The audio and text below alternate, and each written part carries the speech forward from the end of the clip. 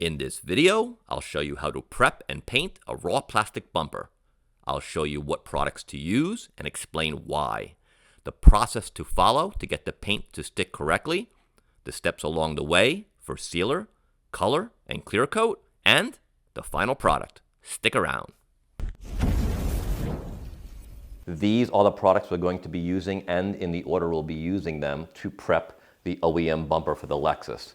And here's the bumper off the car right now. So we are using Dawn detergent to wash the bumper off first, and I know you're going to ask, do I have to use Dawn? Well, the answer is kind of yes, but I'll explain more about that as we're washing the bumper off. We're going to be using a microfiber towel clean to be using with the Dawn. Then we're going into the Bulldog abrasive prep, and that's going to be used, I have it right here, the gray Scotch-Brite pads. Do not use the red. I recommend using the gray. Even on the directions for Bulldog, it does say use the gray. Then we're going to rinse the whole thing off, go into the alcohol, adhesion promoter, a primer surfacer that we'll use as a sealer, and then the base coat, and of course the clear coat. Let's get into washing the bumper first, and I'll explain the next steps as we proceed.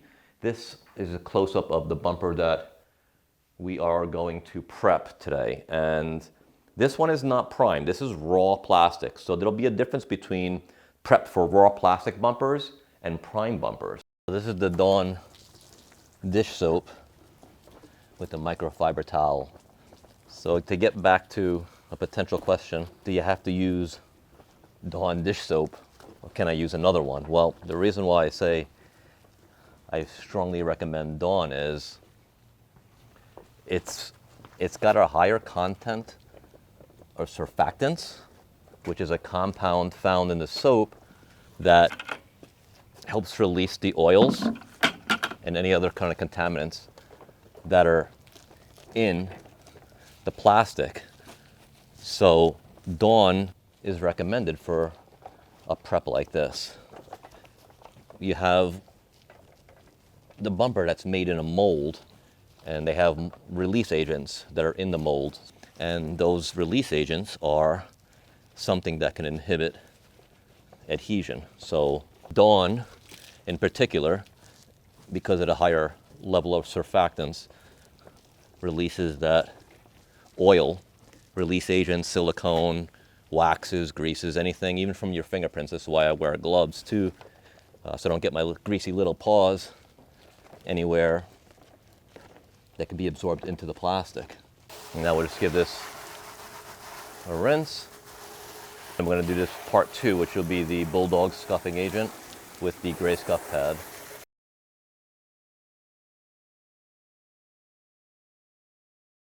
These are the spots right here where if you're going to get peeling, it most likely will peel. All these nooks and crannies, which a lot of people ignore, but this is where you spend the most time as far as I'm concerned.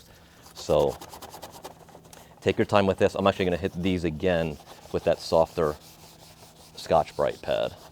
I went over the entire bumper cover 3 times with the Bulldog surface prep and the gray Scotch pad, or the gray scuff pad, and hopefully we are looking good. Just wanted to show you where that bumper is going. It's going on this 2007 Lexus right here, and I'm replacing underneath also the, they call it the lower radiator shield, both inner fender liners here, and then the whole front bumper area here. And these have all the sensors. The whole front got ripped off, so we'll be working on that once the bumper is painted and ready to go back on.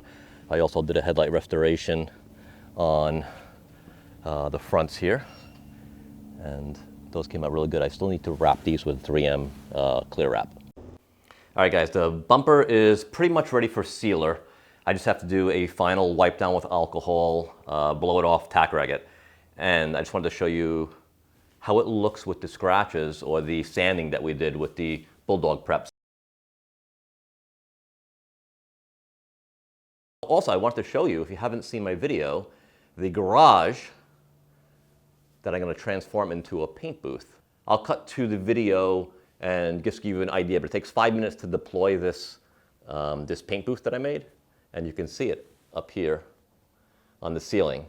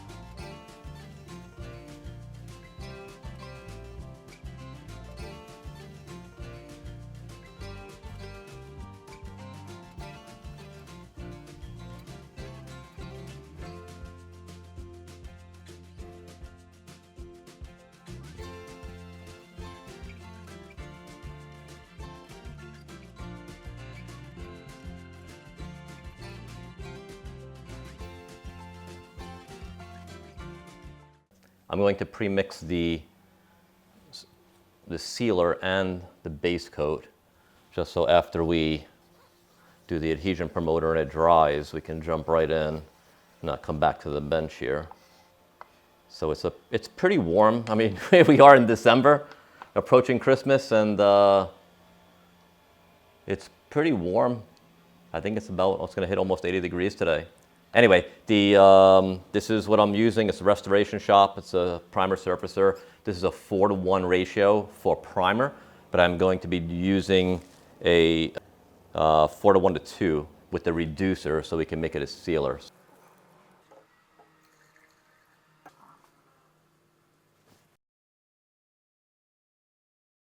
I'm going to use the Omni Plus today, and this is a straight black for a Lexus.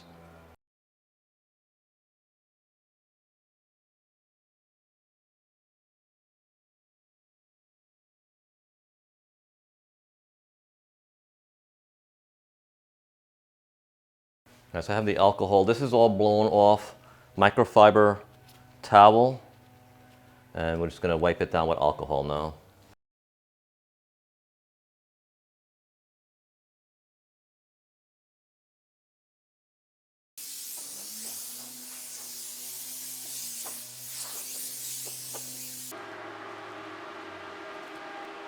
Tack rag.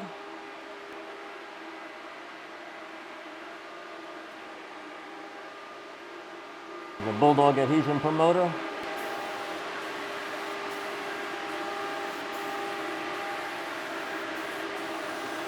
right, guys, take a look at this.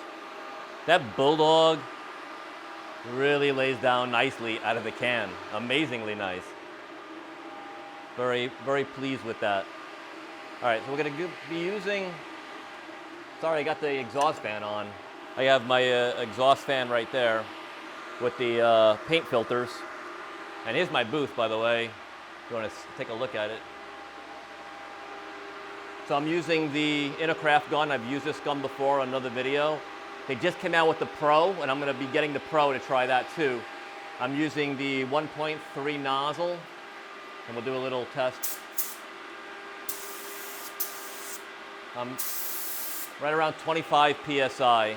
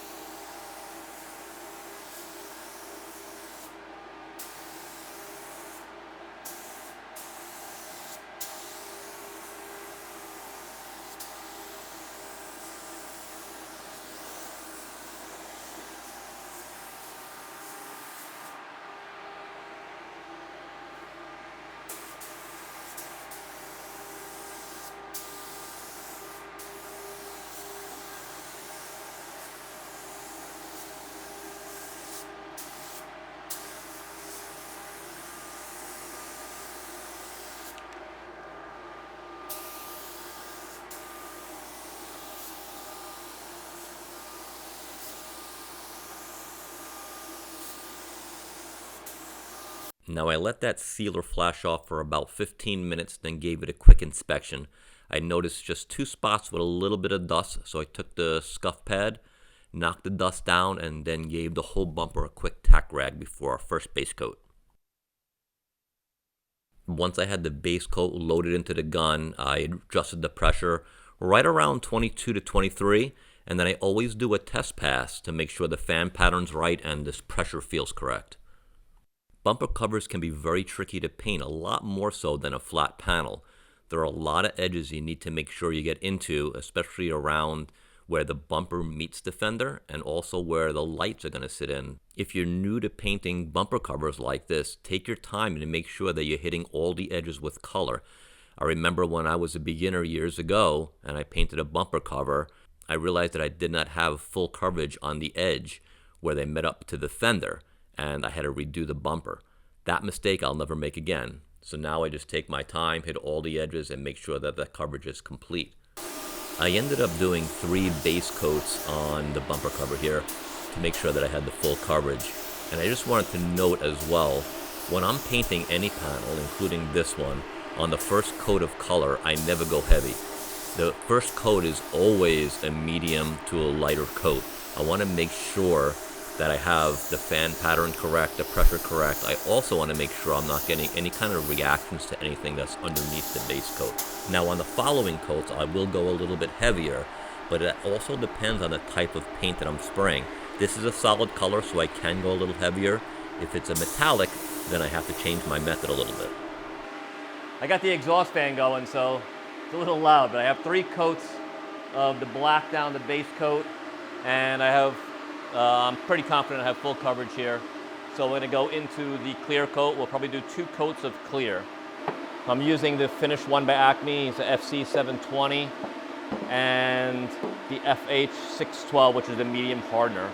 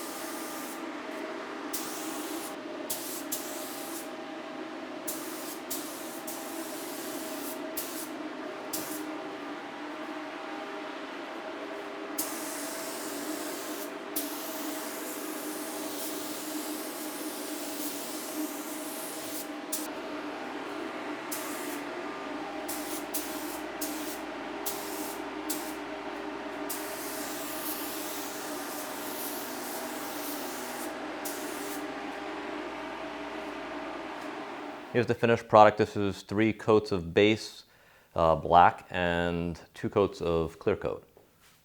So hopefully the lighting will pick it up. I know it's a little hard when I'm standing in front of it, but I used the InoKraft gun, the InoKraft drizzle, shot beautifully. Now I try to use that gun for a full paint job, and it wasn't not ideal, but I would say for several panels, that gun works great. I know they just released the InoKraft Pro, which I am going to get my hands on and give that one a try too. But that gun shot really well. I shot the clear coat at, I believe it was like 25 PSI, and the base coat I shot, I think a little less than that, maybe like 22 PSI, something like that. Thanks for sticking around to the end of the video, guys. Hopefully it was helpful for some of you. If you have any comments or questions, please leave them below. I do answer all of them. If you haven't subscribed to the channel yet, I would appreciate if you do. It helps the channel move along, and I have a lot more content coming up. I'll see you in the next one, guys.